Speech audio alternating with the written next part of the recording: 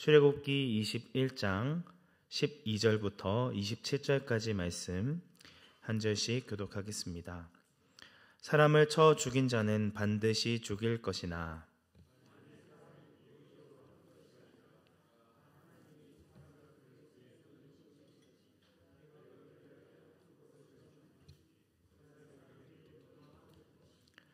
사람이 그의 이웃을 고의로 죽였으면 너는 그를 내 제단에서라도 잡아내려 죽일지니라.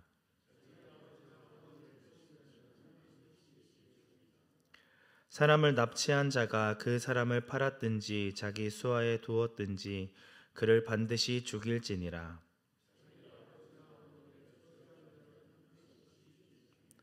사람이 서로 싸우다가 하나가 돌이나 주먹으로 그의 상대방을 쳤으나 그가 죽지 않고 자리에 누웠다가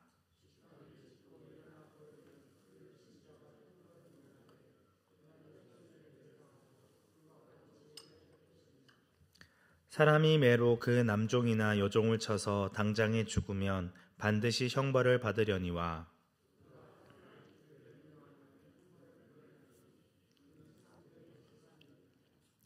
사람이 서로 싸우다가 임신한 여인을 쳐서 낙태하게 하였으나 다른 해가 없으면 그 남편의 청구대로 반드시 벌금을 내되 재판장의 판결에 따라 낼 것이니라. 눈은 눈으로, 이는 이로, 손은 손으로, 발은 발로.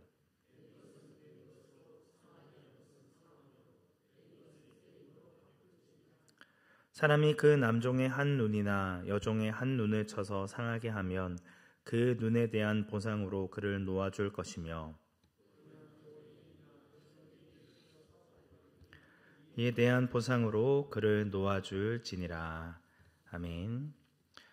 이스라엘 백성들과 언약을 맺으신 하나님은 직접 그들 가운데 강림하십니다. 그리고 10가지의 계명을 알려주셔서 하나님 사랑과 이웃 사랑에 대해 말씀하십니다. 하나님의 택함 받은 거룩한 백성으로 무엇을 우선순위로 두고 살아가야 할지를 알려주신 것입니다. 하나님의 음성을 직접 들은 이스라엘 백성들은 떨며 두려워합니다. 그래서 모세를 찾아가 하나님이 우리에게 말씀하지 말게 해달라고 요청하며 당신이 우리를 대신하여 하나님의 말씀을 전해달라 부탁합니다. 모세를 하나님의 말씀을 전달하는 중보자로 받아들이는 것입니다. 이에 여호와 하나님께서는 모세에게 이렇게 이르시는데 제단에 대한 법에 대해 알려주십니다. 20장 22절부터 26절까지의 말씀인데 어떻게 하나님을 예배해야 되는지를 알려주신 것입니다. 가장 우선순위가 하나님 사람임을 분명히 알려주십니다. 그리고 이어지는 21장부터 23장 9절까지의 말씀을 통해서는 이스라엘 백성들이 지켜야 할 여러 율법 조항들에 대해 말씀해 주십니다. 특히 이웃과의 관계를 어떻게 해야 하는지에 대해 구체적으로 다루고 있습니다. 종을 어떻게 대해야 하는지, 사형죄에 처해야 할 자들은 어떤 사람들인지, 그리고 이웃에게 실제적인 피해를 입힌 사람을 어떻게 보상해 주어야 하는지, 그리고 사회적인 약자들을 어떻게 보호해 주어야 하는지에 대한 실제적인 방법을 언급해 주고 있습니다. 이웃을 어떻게 사랑해야 하는지에 대해 명백한 기준을 제시해 주고 있는 것입니다. 전문맥인 21장 1절부터 11절까지의 말씀에서는 종들을 보호하기 위한 말씀이 등장합니다. 가장 차별당하고 멸시당하는 존재인 노예들에 대한 말씀이 우선적으로 등장하며 하나님의 거룩한 백성들은 이들을 착취하거나 억압하고 학대해서는 안 된다는 것을 분명히 말씀하십니다. 이들이 경제적으로 파산하여 어쩔 수 없이 노예가 된다 하더라도 일정 기간 후에는 자유를 찾을 수 있도록 기회를 허락해 주고 있습니다. 세상의 기준과는 전혀 다른 하나님의 기준에 대해 말씀해 주고 있는 것이죠. 이어지는 오늘 본문 말씀에서는 사형 판결을 내려야 하는 범죄 기준과 상대방의 신체나 소유에 피해를 끼쳤을 때 어떻게 처벌해야 하는지에 대해서 구체적으로 알려주고 있습니다. 이스라엘 백성들 역시 서로 부딪히거나 다투며 살아가는 인간 공동체이기 때문에 필연적으로 서로 다투다가 상처를 주기도 하고 의도하지 않게 사람을 죽일 수 있었습니다. 그렇기 때문에 하나님께서는 이 부분에 대한 명확한 기준을 제시해주고 있습니다. 12절부터 17절까지의 말씀에서는 사람의 생명을 죽인 자들에 대한 처벌을 다루고 있습니다. 12절 말씀에서 사람을 쳐 죽인 자는 반드시 죽일 것이다 라는 대원칙을 정하십니다. 하지만 사람을 죽인 의도에 따라 달리 처벌받을 수 있음을 보여줍니다. 13절 말씀에서는 고의로 사람을 죽인 것이 아니라 어쩌다가 사람을 죽이게 된 경우에 대해서 이야기하고 있습니다. 고의가 아니라 하나님의 섭리에 따라 되어진 일, 즉 사고사인 경우에는 하나님께서 그를 위해 정한 한 곳을 예비해 두시겠다 약속하십니다. 민수기에 나오게 될 도피성으로 피하면 생명이 빼앗기지 않게 된다는 것을 이야기하고 있습니다. 사형 집행이나 보복을 피해 보호받을 수 있도록 해주신다는 것이죠. 반면 고의적으로 사람을 죽인 자들은 이러한 보호를 받을 수 없고 어떠한 경우에도 엄벌에 처할 것임을 말씀하고 있습니다. 14절 말씀에서는 제단에서라도 끌어내어 죽이라고 명령하고 있습니다. 또한 부모를 치거나 저주하는 자도 반드시 죽이리라 말씀하십니다. 십계명에서 5번째 계명이 내 부모를 공경하라입니다. 이웃사랑에서 가장 우선되어지는 계명이죠.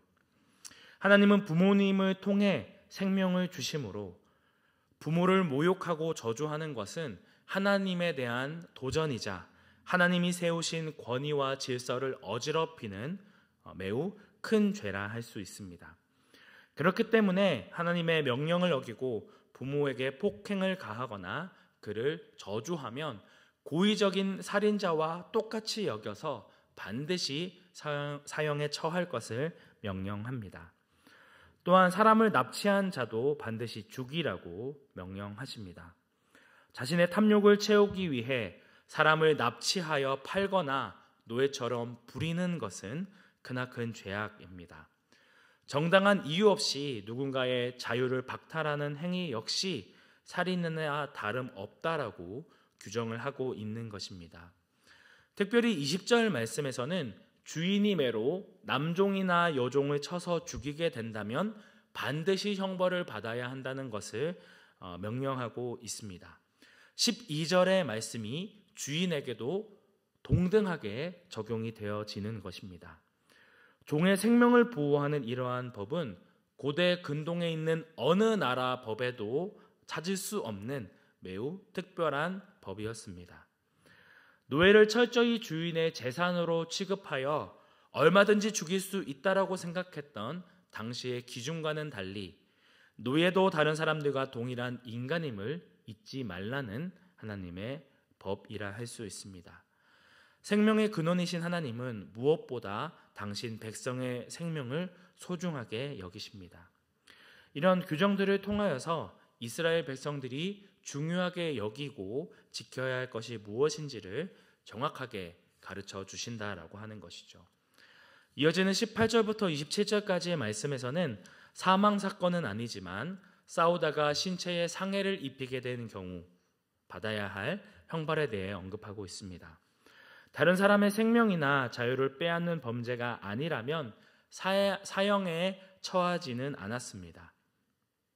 다른 사람을 폭행한 사람도 피해자가 죽지 않았을 경우에는 사형에 처해지지 않았습니다. 다만 피해자가 완치될 때까지 그 모든 손해를 배상해야 했습니다. 우리가 생각한 것 이상으로 매우 큰 처벌이라 할 수 있습니다. 앞서 언급한 대로 주인이 매로 남종이나 여종을 당장에 죽이면 사형을 받게 되지만 종이 하루나 이틀을 앓다가 죽으면 살인죄가 적용되지 않습니다. 그 이유는 종을 죽일 의도로 매질을 한 것이 아닌 것이라고 보기 때문입니다. 이 경우에는 종이 상전의 재산이라는 것을 인정해 줍니다. 그렇다고 해서 주인에게 아무런 법적인 책임이나 의무가 따르지 않는 것은 아니었습니다. 오히려 26절부터 27절의 말씀을 보시면 종에게 눈을 상하게 하거나 이를 부러뜨리는 영구적이거나 치명적인 상해를 입힌 경우에는 주인이 직접 처벌받지는 않지만 대신 이에 대한 보상으로 그를 자유케 해 주어야 했습니다. 이러한 조항 역시 다른 나라에서는 찾아볼 수 없는 법입니다. 종은 주인의 소유이기 이전에 하나님의 소유라는 것을 분명히 보여주고 있습니다. 종이라는 신분 때문에 신체적인 학대를 받아도 심지어는 죽임을 당하게 되더라도 피해를 구제받기 어려운 자들의 아픔과 억울함을 아시고 보호해 주시는 하나님의 사랑을 살펴볼 수 있습니다. 22절 말씀에서는 사람이 싸우다가 가까이에 있는 타인에게 의도하지 않게 상해를 입히는 경우에 대해서 이야기하고 있는데, 특별히 임신한 여인을 쳐서 낙태하게 만들었을 때에는 그 여인의 남편이 청구하는 벌금을 지불해야 한다고 규정하고 있습니다. 그러나 이 여자에게 다른 신체적인 상해가 발생했을 경우에는 더 구체적인 보상법이 적용되어지는데, 저희가 잘 알고 있는 동해보복법이 적용되어집니다. 오늘 본문 23절부터 25절까지의 말씀인데 우리 함께 합독하도록 하겠습니다. 그러나 다른 해가 있으면 값되 생명은 생명으로, 눈은 눈으로, 이는 이로, 손은 손으로, 발은 발로, 된 것은 된 것으로, 상하게 한 것은 상함으로, 때린 것은 때림으로 갚을지니라. 아멘. 오늘날의 기준으로 보면 너무나도 잔인한 형벌인 것 같아 보이고 도저히 이해할 수 없는 처분이라 할 수 있습니다. 하지만 이 말씀은 당한 만큼 반드시 갚아주라는 의미가 아니라 당한 것 이상으로 응징하려는 행위를 금지하는 데 목적이 있었습니다. 처벌과 보상의 수위가 실제 받은 상해나 피해를 초과할 수 없다는 제한의 의미가 더 강했다라는 것입니다. 오히려 과도한 복수를 금해서 더 큰 악행이 일어나지 않도록 방해하는 법이었습니다. 복수심에 불타 더 큰 악을 저지르고도 남을 우리의 죄성을 아시는 하나님이 우리를 사랑하셔서 복수의 한계를 정해주신 것입니다. 당한 대로 갚아야 하는 공정한 보복의 원칙은 보복의 악순환을 끊을 뿐 아니라 모든 이들에게 법을 공평하게 적용하여 하층민들을 보호하려는 의도로 만든 법입니다. 거듭 강조하듯이 당시의 세상의 법을 뛰어넘어 강자의 폭력을 막고 모든 생명이 똑같이 존중을 받게 하는 법이며 율법 앞에 모든 사람이 평등하다는 하나님의 공의가 담겨져 있는 법입니다. 하나님은 이러한 율법 규정들을 통하여서 당신의 백성 가운데 무분별한 피해 복수와 죄인에 대한 과도하고 폭력적인 체벌을 금지하셨습니다. 그리고 보복의 한계를 정해주셔서 더 큰 악을 짓지 않도록 경계를 정해주시고 택함받은 백성이 억울한 일을 당하지 않도록 이웃의 생명을 존중하고 서로 사랑하도록 은혜를 베풀어 주십니다. 이것이 율법의 정신이고 이웃을 사랑하라 명하신 하나님의 마음입니다. 그런데 예수님께서는 이러한 동해보복법을 재해석하시며 이렇게 말씀하십니다. 마태복음 5장 38절부터 45절까지 말씀입니다. 또 눈은 눈으로 이는 이로 갚으라 하였다는 것을 너희가 들었으나 나는 너희에게 이르노니 악한 자를 대적하지 말라. 누구든지 내 오른편 뺨을 치거든 왼편도 돌려대며 또 너를 고발하여 속옷을 가지고자 하는 자들에게는 겉옷까지도 가지게 하며 또 누구든지 너를 억지로 오리를 가게 하거든 그 사람과 심리를 동행하고 내게 구하는 자에게 주며 내게 꾸고자 하는 자에게 거절하지 말라. 또 내 이웃을 사랑하고 내 원수를 미워하라 하였다는 것을 너희가 들었으나 나는 너희에게 이르노니 너희 원수를 사랑하며 너희를 박해하는 자를 위하여 기도하라. 이같이 한즉 하늘에 계신 너희 아버지의 아들이 되리니 이는 하나님이 그 해를 악인과 선인에게 비추시며 비를 의로운 자와 불의한 자에게 내림이심이라. 사랑하는 성도 여러분, 예수님께서는 율법에서 한 발 더 나아가 너에게 불합리한 요청을 한다 하더라도 이를 거절하지 말며 오히려 원수를 사랑하고 박해하는 자를 위하여 기도해 주라 명령하십니다. 사랑과 용서의 삶을 살아가는 것이 하늘에 계신 아버지의 사랑을 먼저 받은 자녀들이 해야 할 마땅한 의무라는 것을 강조하고 있는 것이죠. 보이지 않는 하나님을 사랑하는 방법은 하나님의 말씀을 따라 눈에 보이는 이웃을 사랑하고 섬기는 것에 있습니다. 이웃을 사랑하라는 하나님의 말씀에 순종해 하나님의 사랑을 실천하는 삶을 살아가야 한다는 것이죠. 오늘 우리는 먼저 그 사랑과 은혜를 받은 자로서 주님의 사랑을 이웃에게 전하며 증거하고 계십니까? 미움과 다툼과 시기와 질투로 가득한 악한 세상 가운데서도 변함없이 우리를 사랑해 주시는 하나님의 사랑을 기억하며 주변에 있는 이웃을 사랑하며 존중하는 온사랑교회 성도님들이 되시기를 주님의 이름으로 축복합니다. 함께 기도하겠습니다. 은혜가 충만하신 하나님 아버지, 오늘 말씀을 통해 가장 미천한 노예들의 생명까지도 존중해 주시고 사랑으로 보호해 주시는 하나님의 사랑을 알게 하심에 감사드립니다. 하나님께서는 거듭 말씀을 통해 이웃을 사랑하라고 명령하심에도 여전히 이웃을 사랑하고 존중하기보다 내 자신의 안위와 행복만을 위해 살아가는 우리의 연약함과 믿음 없음을 발견하게 됩니다. 먼저 주님의 사랑과 은혜를 받은 자로서 그 사랑을 실천하고 전하는 예수님의 제자가 되기 원합니다. 연약한 우리를 불쌍히 여겨주시고 다시금 주님의 사랑으로 우리를 붙들어 주시고 인도하여 주옵소서. 우리의 유일한 구원자 되시는 예수님의 이름으로 기도드립니다. 아멘.